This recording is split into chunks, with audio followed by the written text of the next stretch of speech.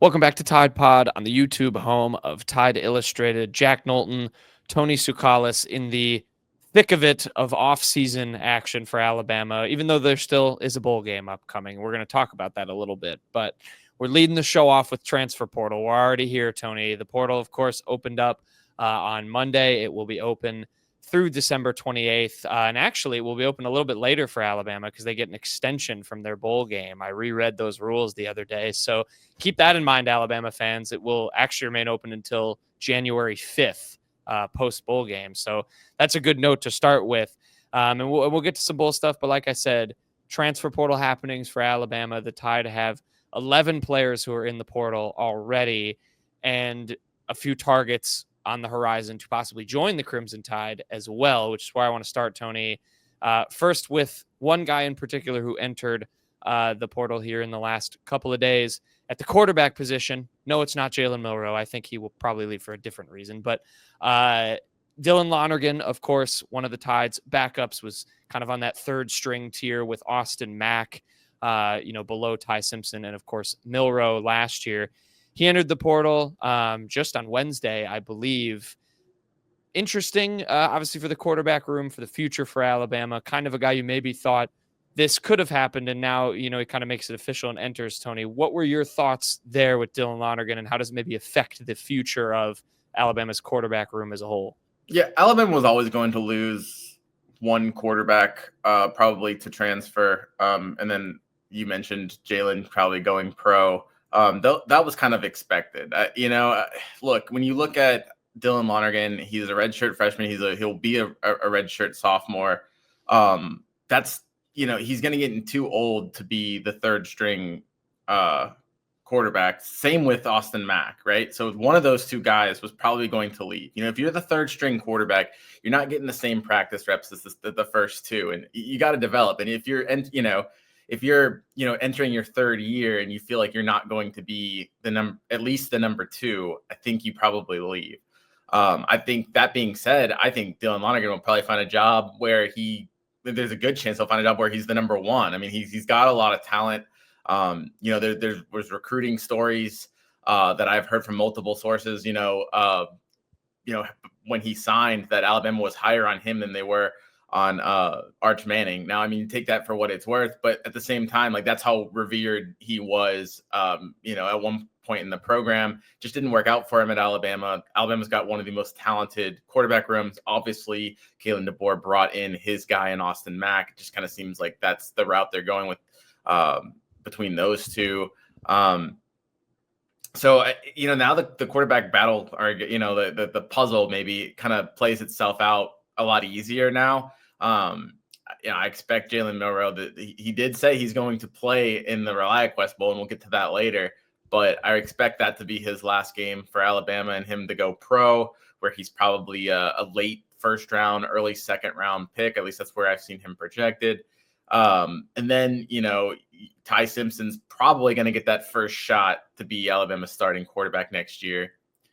You look at him, he'll be pushed by Austin Mack. I'm not sure Austin Mack's going to beat Ty Simpson. And just the gap in experience there is pretty steep. And I think Ty's made a lot of improvements since the last time we really saw him in a meaningful game. So I think that, I'm expecting Ty Simpson to get that opportunity, then Austin Mack, and then Keelan Russell. Now, I do think that Keelan Russell has the highest ceiling of all these quarterbacks, but, coming in as a true freshman quarterback in the SEC, it's not ideal. I think he'll benefit a lot from just kind of getting in the weight room, learning the offense, getting everything under his feet. And then I think maybe, he can compete.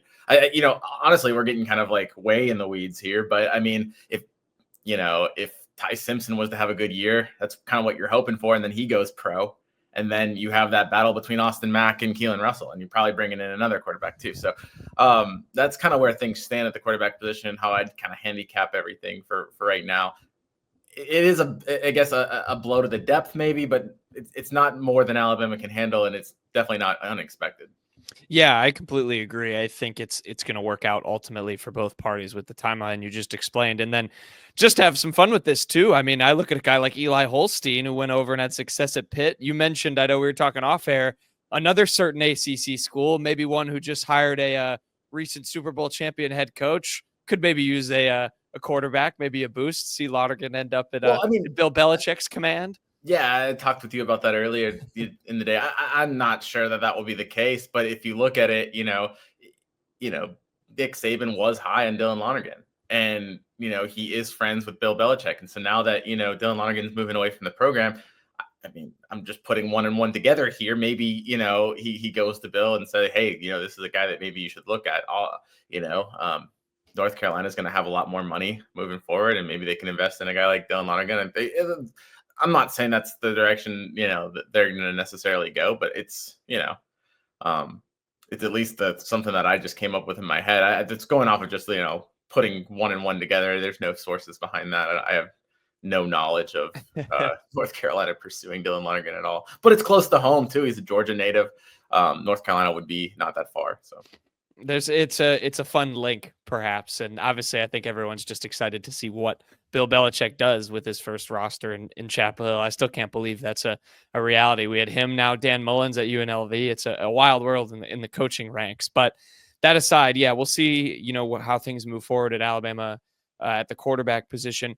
Before we pivot to a couple of transfer targets, Tony, just from the rest of the guys from Alabama who have entered the portal. Maybe when you think about that group or anything, kind of just what are your thoughts with some of the guys you've seen enter, and maybe anyone in particular? I don't know if you were necessarily surprised by, but just that maybe also had an impact on things. I mean, losing the three receivers, all three of those guys have some promise. So you've got Kendrick Law, Kobe Prentice, and Caleb Odom. I mean, Caleb Odom for sure. Kobe Prentice really. All three of those guys, if you think about it, were kind of expected to leave just based on what happened this year, and they didn't get the opportunities they thought. And it's been a while, and they really haven't. They've all had potential. I mean, like we went into the season buzzing about Kendrick Law and how he could, run at a certain miles per hour and lift, 350 pounds and do all this stuff. And it just, Alabama really hasn't been able to utilize them. I don't know if that came down to the, how the offense worked with Jalen Milroe, or just if it was a fit in this offense, but he's a capable player. He'll be great, I think, for some other team, but it's not necessarily unexpected. I think Alabama has a deep enough wide receiver room that, it can recover from this. You might want to see them kind of bring in at least one more proven guy. They're looking at, we're doing this show on a Thursday. Kevin Concepcion from NC State set to visit. I think that would be a good, he's a guy that, had, I think, 850 yards his freshman year. I think he got down to like in the 500s this year, but like he's a proven veteran that can play in the slot. I think if you return Jeremy Bernard, Ryan Williams, and you bring in a veteran guy that is going to be a weapon, all of a sudden, I think, you're able to kind of replace some of that, departing production that you just lost. And I think you're at a good spot. So Alabama probably wants to add maybe another difference maker if you can. It's expensive out wide receiver, though. So, I mean, you got to find the right guy. And I don't think Alabama's just going to break the bank over a star receiver. I think that they'll get one if it makes sense, and someone that can kind of contribute. But if you look at some of the receivers that, I think maybe fans will get disappointed if you say they're not going to bring in a star receiver. Jamison Williams wasn't a star receiver when they brought him in. Jermaine Burton wasn't a star receiver. Both of those guys, led Alabama in receiving when they came. Jeremy Bernard wasn't a star receiver last offseason, came in as a really productive guy. So I think they're going to get, maybe a Jeremy Bernard level guy, and somebody that can come in and be a certified starter, somebody that, they can really, count on. And then I think that's a good trio. Then you got other people. I think it'll be a lot about, can they hold on to maybe a depth guy like Emmanuel Henderson, or you're also getting Jalen Hale back. So you've got some options there. And, I think they're in a decent spot at wide receiver. Yeah, I would agree. I think that's another position. And that's a good segue, because, of course, we should talk about Concepcion being one of three guys who are going to come in for visits. Alabama, going to get finally going to get a first full off season with Kalen DeBoer, and are expected to be really active on the portal. Kevin Concepcion is one of them. Like you mentioned, 53 catches, 460 yards, 6 touchdowns. Also had 19 carries for 36 rushing yards and 2 touchdowns on the ground. So kind of like you said, wasn't that superstar last year, but similar kind of on that Jeremy Bernard tier, like when he came in from Washington. And you kind of already touched on him. So I'll pivot to another guy who, could be a good pass catcher, another position of need for Alabama at tight end. They're looking at Luke Hasz, not Luke as Luke Hasz, first last name, from Arkansas. 26 catches, 324 yards, 4 touchdowns with the Razorbacks last season.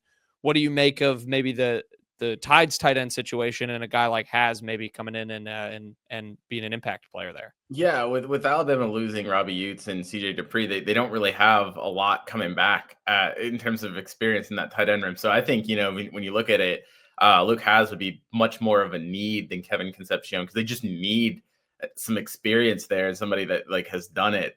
It's really kind of barren, and they have guys, they brought in a couple of good tight ends, but I don't know if they're ready yet. I think that, you obviously have Josh Cuevas. He's more of an H-back.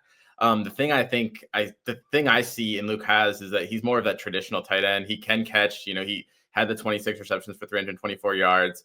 He also had a great, he broke out early in his freshman season last year. He had 16 catches for 253 yards over his first 5 games, and then he got hurt with a collarbone injury. So, I mean, those numbers would have been even bigger his freshman year.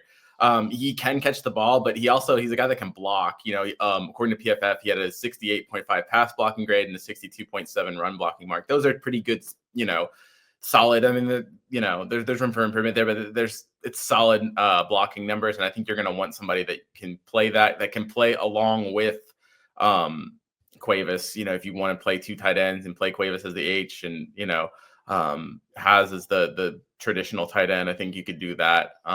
But I think he makes a ton of sense. He knows the SEC. He's performed in the SEC. I think that's a really safe, a safe addition, and it's something that Alabama should. I get why they're pursuing it. Yeah, I completely agree. He was a guy I remember that you mentioned his early freshman year. I remember hearing about this guy, like, oh, watch out for this Arkansas guy. He was on a lot of freshman kind of watch lists. The collarbone injury derailed things a little bit, but it seems like he's had pretty steady production when he's been healthy. So I think that would be really interesting. So of course, Luke Hasz on a visit here this weekend when you're listening to this. So Alabama, looking to kind of iron that out and see if they can get a tight end who's pretty coveted. A lot of other SEC powers in for him as well.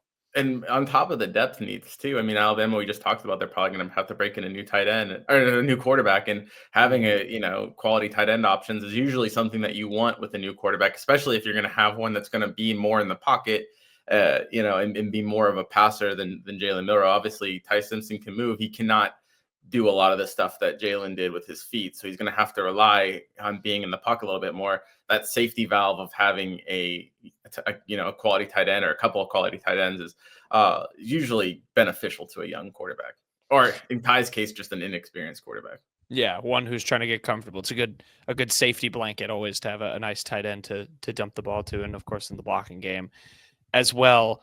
Another big position of need for Alabama, Tony, that Tide's looking at some names in the portal, and one that's emerged, the defensive line, and specifically looking at one guy who plays defensive end for Florida, Kelby Collins. He is actually an Alabama native out of Gardendale.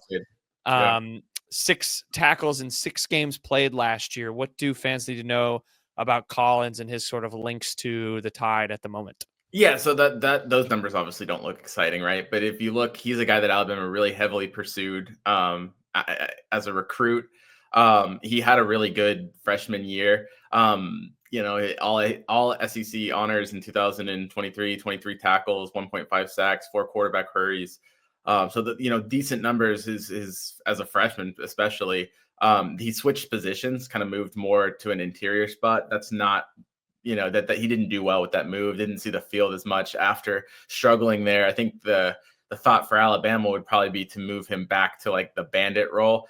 Really, when you think about it, it's kind of, maybe think about LT Overton, where a talented kid, big time recruit that went to a place and he didn't really fit in what they wanted to do with his position change. And so he could kind of have that same instant impact that LT Overton had, is like, once you find the right fit for him, he could really hit his stride. Obviously, playing closer to home, that probably helps too. I don't think that that's the reason why he was struggling at Florida, but it definitely helps Alabama in his recruitment. You don't know if LT Overton's going to leave for the pro. I think, in our projected running depth chart that we did include LT Overton as a early draft departure, only because he's been mocked in the first 2 rounds. I find that kind of hard to believe. I don't think that LT Overton's going to be in the first 2 rounds. So I might be wrong. I kind of feel like a lot of times in these early mock draft predictions, you see some guys get mocked a lot higher than they actually are. I wouldn't be shocked if LT Overton came back. That would be a big, thing for Alabama. And you got to think, if they're spending money on, all these additions, it might make more sense to just kind of maybe spend some of that money to hold on to a player like Overton. So if they're able to kind of, bring him back, that would be big. But either way, they're going to want Kelby Collins. He's a guy that can either maybe help step in for that role left behind by LT Overton, or just cycle in with him. And they're also brought in Cavante Henry at that spot. So you want to have a lot of depth there. You cycle in a lot of those players. And then also on Kelby Collins, I think you probably want to put him out on the edge, but he's a guy that can kind of maybe slot inside at times. Obviously, that's what he was doing at Florida. So, he brings versatility. Theoretically, he hasn't really gotten to the passer all that much in his career, but he's got that potential to do so. And Alabama needs a ton of guys that can do that. I think it might not stop at Kelby Collins. They really need to work on getting home in the pass rush. So he's somebody that could help with that. Probably need more help with that.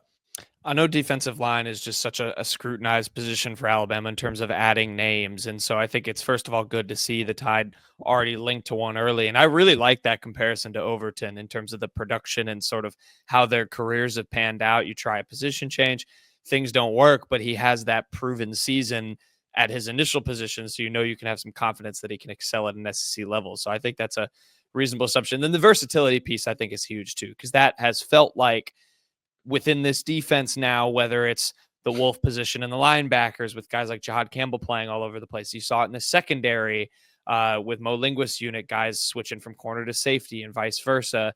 And I think that does apply a little bit to the defensive line room too, particularly at that bandit spot, if they think guys can stick better inside. And I think Kelby seems to fit that. I think that versatility piece is a big part of it. Yeah, for sure. You can't have enough good bodies up there in the front.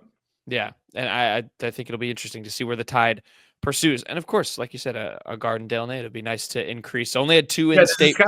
This kind of an Alabama win for DeBoer. Can we I think it should. Yeah, I don't know how to quantify that, especially with the portal now. I wonder how those things get re-ranked. Yeah, it'd be funny, but only 2 in-state recruits in 2025. So yeah, it'd be helpful for building some of those relationships. So, those will be 3 guys we'll continue to have our eyes on. Kevin Concepcion, the wide receiver, Luke Hasz, the tight end, and Kelby Collins at defensive line. And you mentioned LT Overton as someone who would be very beneficial if he decided to stay and return to Alabama for another season. A guy who has confirmed that he is doing that I think has a huge boost for the Tide in the trenches on the offensive side of the ball. Parker Brailsford, the center, talked with reporters on Thursday and, kind of announced his decision, if you will, that he is going to come back for the 2025 season. Of course, the Washington transfer was part of the Joe Moore award-winning unit last year, and was, Alabama's starting center this season. Tony, this feels pretty huge for the future of the Tide's offensive line, him coming back. Yeah, obviously it's huge. I'm not surprised by it. I think, Parker Brailsford's a kid that grades really well. And so that's going to lead to people maybe, he's a redshirt sophomore, so he is eligible for the draft. And it's going to lead to a lot of people maybe, mocking him when they do these extended mock drafts. And I think that's probably where some of the intrigue of him leaving for the league. He's one of the higher graded centers, and you just kind of put those pieces together.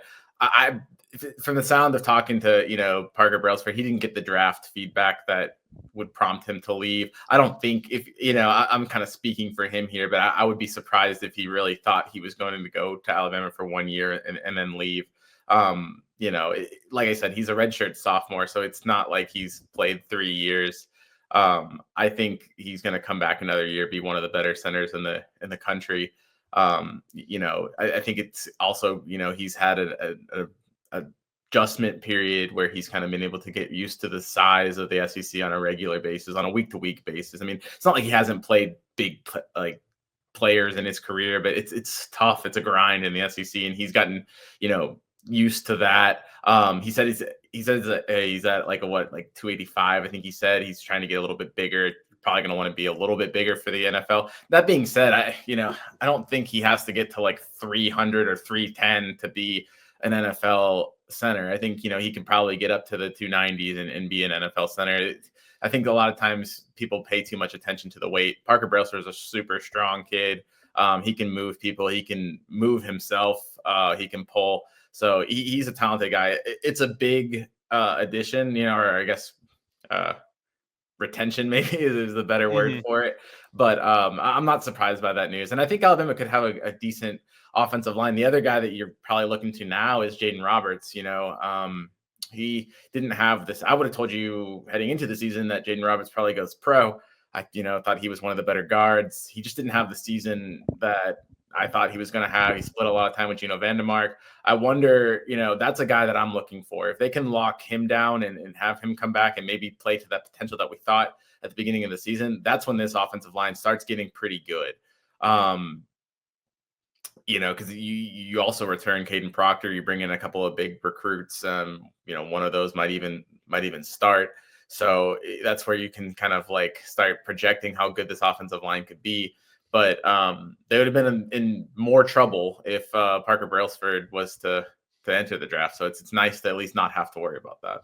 Yeah, absolutely. I think it's a nice return, and seems like a really good kid as well. Obviously, he's got the relationship with Kabilovich, the offensive line coach from Michigan State, and he mentioned, speaking to reporters, kind of both for himself, for the offensive line, and just for all of the returners in general. I think he said he's really going to benefit from another year of just knowing the playbook, getting more familiar with things. So I think that'll be really helpful as well. And I'll ask you this, Tony, just kind of on a broader scale. You touched on it with Roberts, should they get him back. You got Gino Vandermark in the mix. This team signed a whole bunch of guys in 2025. There's guys waiting on the depth chart, and go over to Tide Illustrated, first of all, because we did, Tony did drop a great projected depth chart. What is your maybe starting OL right now in this kind of way too early look, now that you've gotten a confirmation of one of those maybe swing pieces is going to come back? Yeah, well, you got it kind of flipped, right? Gino Vandermark's the guy that has experience with Kapilovich. Oh, yeah, you're right. I'm thinking Brailsford and DeBoer. I'm thinking Brailsford, DeBoer with Washington. Right, you're right. So, good catch. But yeah, just when you're looking at, I don't think that's going to matter in terms of. I was just kind of correcting you there, but when you look at the offensive line, I guess it all starts with Caden Proctor at left tackle. I think that that's the biggest thing. That's the biggest piece to this all. And I think he's going to be even better. You saw him improve drastically. I think getting him back is going to be great. You're obviously going to lose, Tyler Booker. And so that's going to be the biggest piece you have to replace. I think you can bring in Campbell, the offensive lineman that they got. Carroll, Michael Carroll, the offensive lineman that they got, the tackle. I think he can play in the interior. I wouldn't be surprised to put him at the left guard spot in replacement for Booker. I think you look at that. You've got Caden Proctor and now Parker Brailsford on either side of him. I think that's a good way to kind of embed a freshman right there. For the right guard spot, for the moment, I'm assuming that Jaden Roberts is going to come back. So I think that you add him there, and then that right tackle spot's the biggest hole, I think, at the moment. You could put Carroll there, or you could, have him compete there. But I think, you still have Elijah Pritchett and you still have Wilkin Formby. I don't think both of those players are going to be on the roster. I don't think both of them are going to leave, but I'd be surprised if they both stay. I just, whether, they're just, we talked about it with the quarterbacks, and you get into a certain age where you kind of need to have that opportunity. I think you're kind of at that point.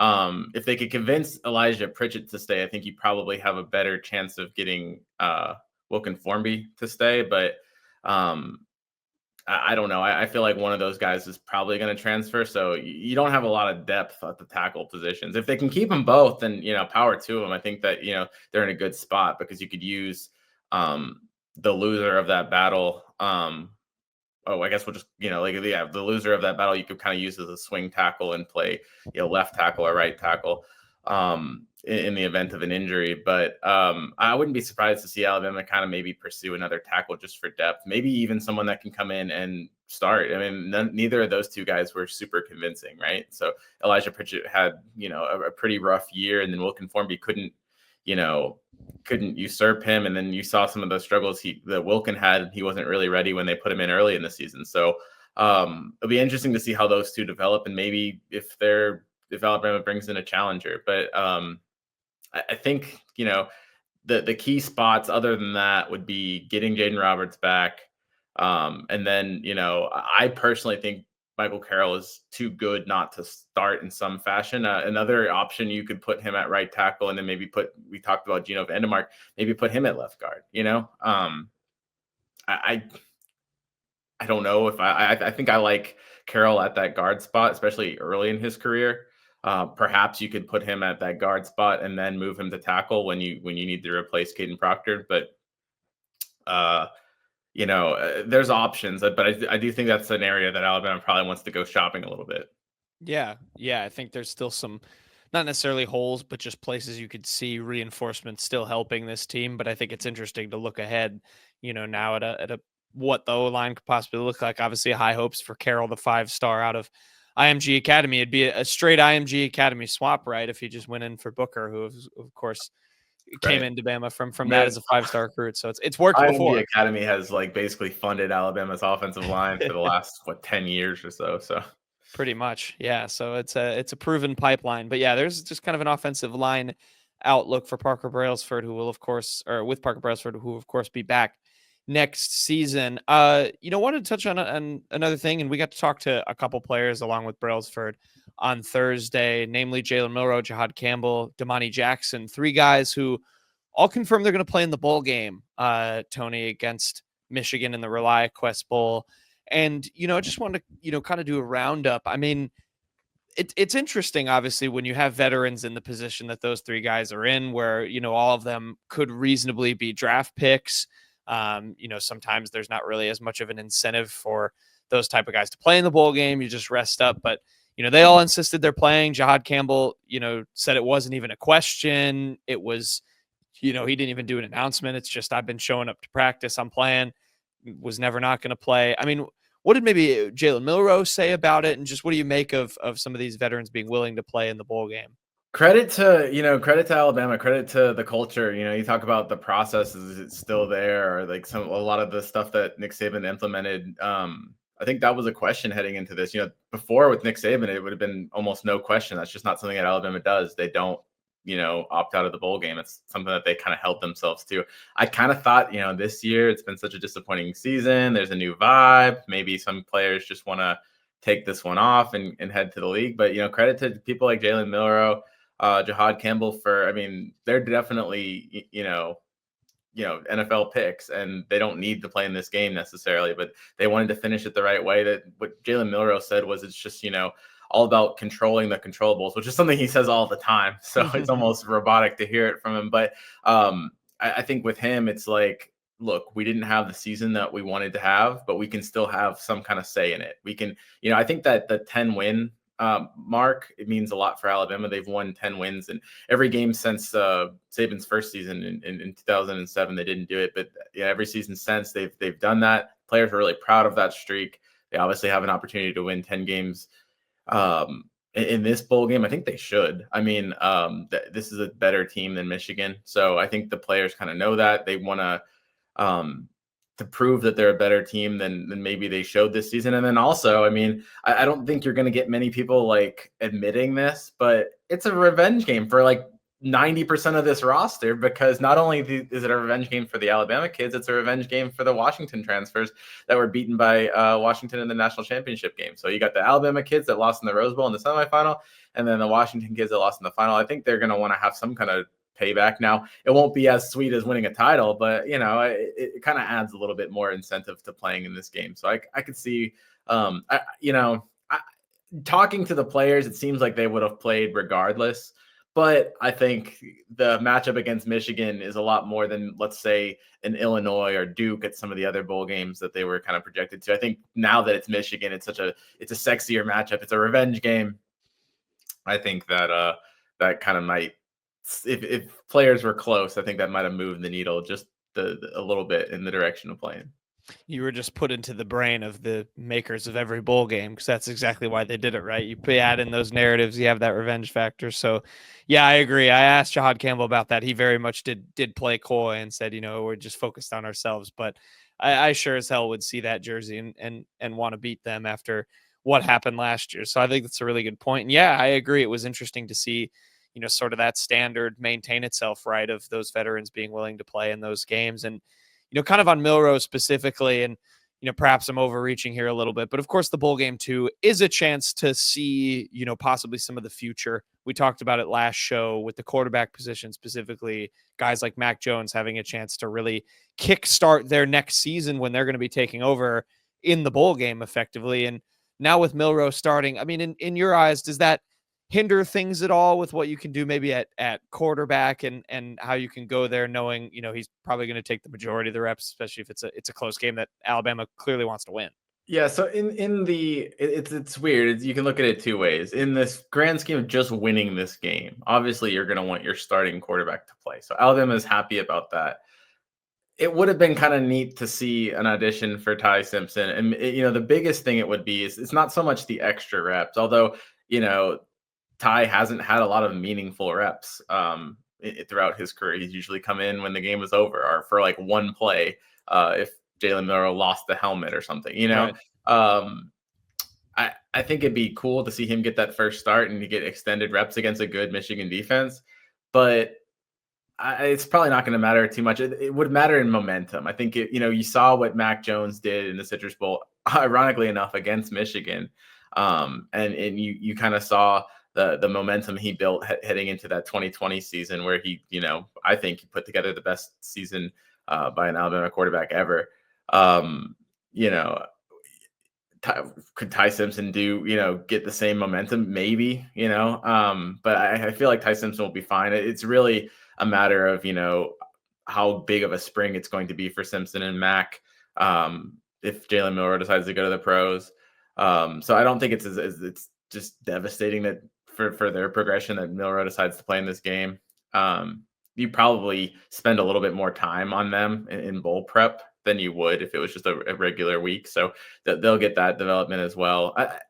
Look, Jalen Milroe has been a very polarizing player, but he also deserves his chance to end on a right note and to kind of maybe, vanquish some of his demons after getting stopped on the final play against Michigan, so I'm kind of happy for him. And it also, in Jalen doing this, I think it probably sets the tone for other players to do it. And you really do want to win this game. So if Jalen opts out, maybe other players opt out, and maybe all of a sudden you don't have the roster you want. Another thing you got to consider, if Jalen was to opt out, Alabama would be down to 2 scholarship quarterbacks because they're not going to have Dylan Lonergan. So it also helps in terms of depth.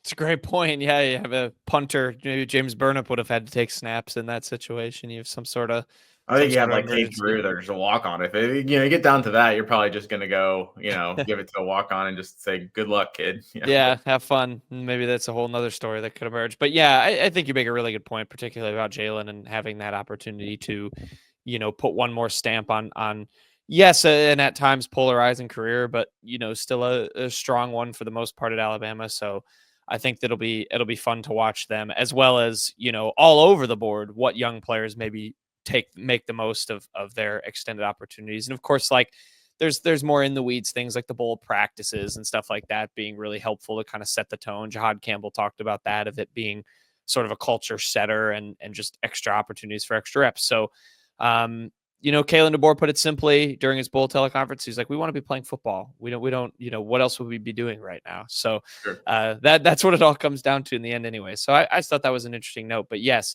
guys like Damani Jackson, Jihaad Campbell, Jalen playing in the bowl game, kind of setting that tone for Alabama.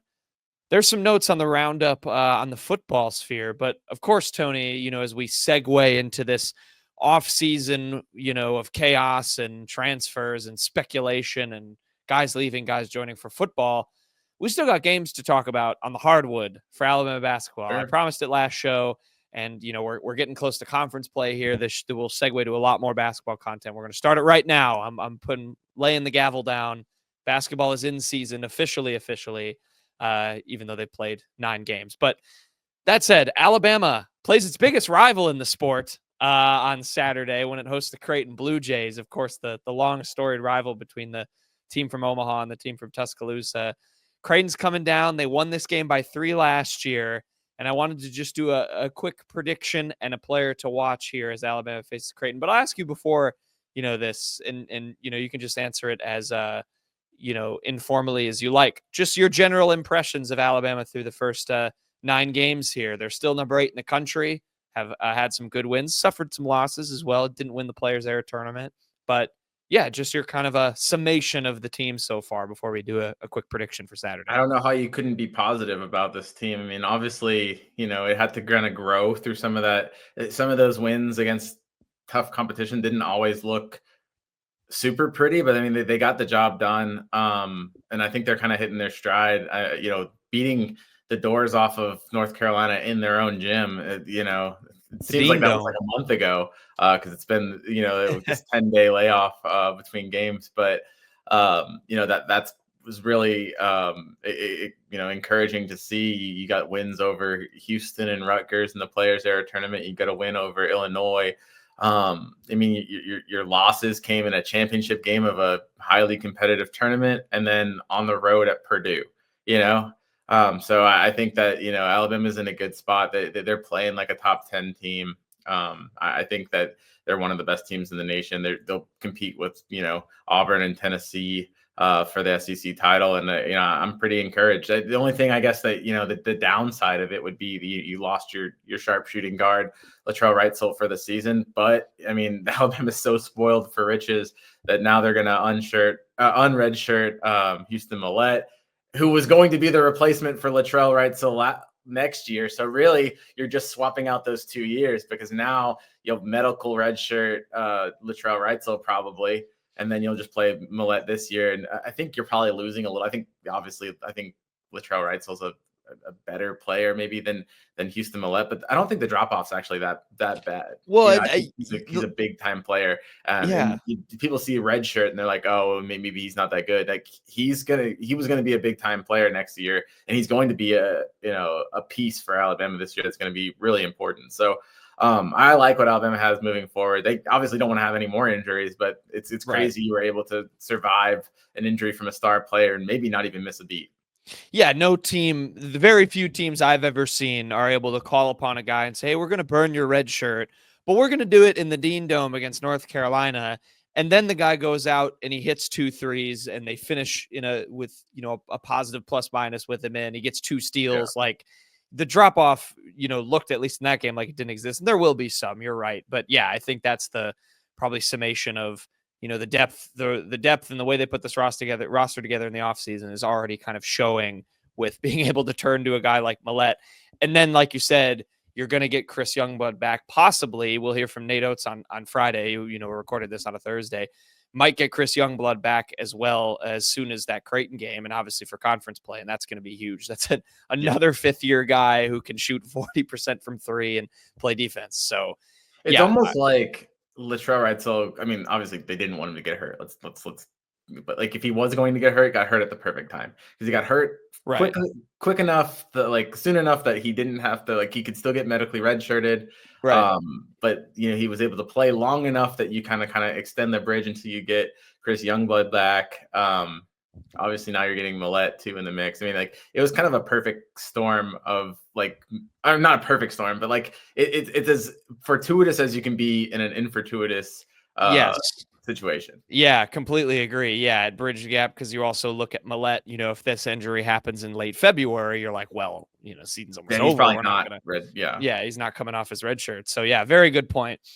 All of that said, Alabama is looking to avenge a 3-point loss to Creighton in Omaha. Of course, that was the Latrell Wrightsell revenge game last year. Alabama couldn't win it. Wrightsell's an Omaha native. I should add that, but they will have to try and win for him on Saturday. Tony, do they avenge their loss to the Blue Jays on Saturday? And who is a guy you think will be the standout against the Blue Jays? Yeah, I don't know the point spread in this, but I think it's going to be close. I have Alabama 84-78.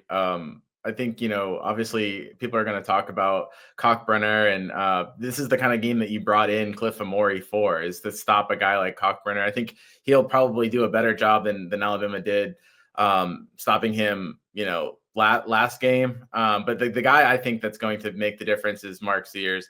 Had 19 points, obviously almost tied the game on that half court heave, and it rolled out. In and out. It was a painful way to lose for Alabama. I think Mark Sears, has another big game for Alabama. He's, maybe gets a little bit hotter. Maybe does a little bit better than the one of 5 he shot over there.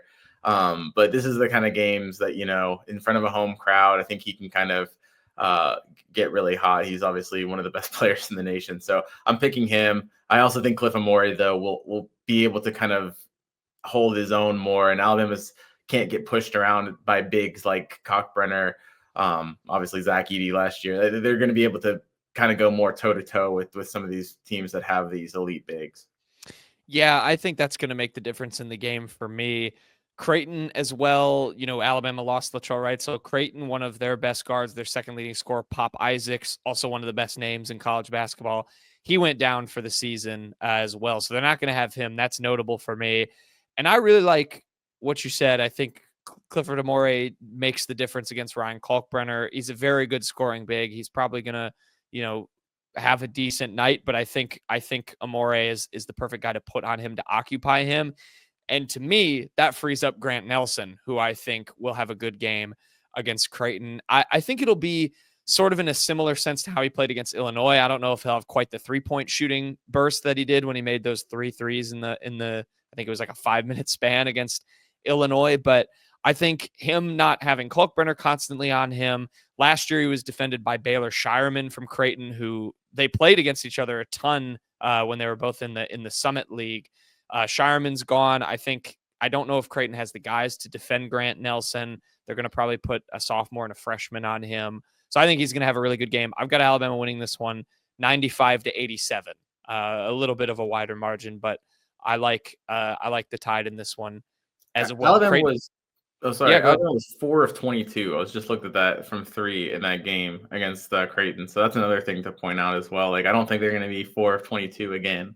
I think a big difference too in this game and how it goes for Alabama, as has been a theme this year for the Tide, is turnovers. They turned the ball over 4 times against Creighton last year. They held possession really well. They're averaging around 13 a game, which is not good. Oates wants to cut that number down. And Creighton's a decent defensive team, but they don't turn you over too much. They're, I think, 355th in the country in opponent turnovers per game. So if Alabama can kind of keep hold of the ball, I think they'll be able to kind of set the pace eventually and pull away, which is what I'm going to predict. But we'll see. This is why they play these types of games. It'll be a good experience for Alabama either way. The other fun thing I'm going to watch for is who maybe starts again in replace of Latrell Wright. So they went with Jared Stevenson last time. I'm curious to see if they do something different on Saturday night. But there's a quick basketball preview. We'll have a ton more hoops coverage as the season carries on. So yeah, get to Tide Illustrated. There's plenty of off-season stuff to dive into, talk about on the message board. Tony has a ton of depth chart stuff, transfer portal coverage, and we have a ton of basketball content coming your way as well. Like and subscribe on the YouTube too. Follow us on Spotify if you're listening. And yeah, enjoy the Creighton game. Enjoy all the off-season chaos. We'll have it all covered for you on Tide Illustrated. We'll see you next time.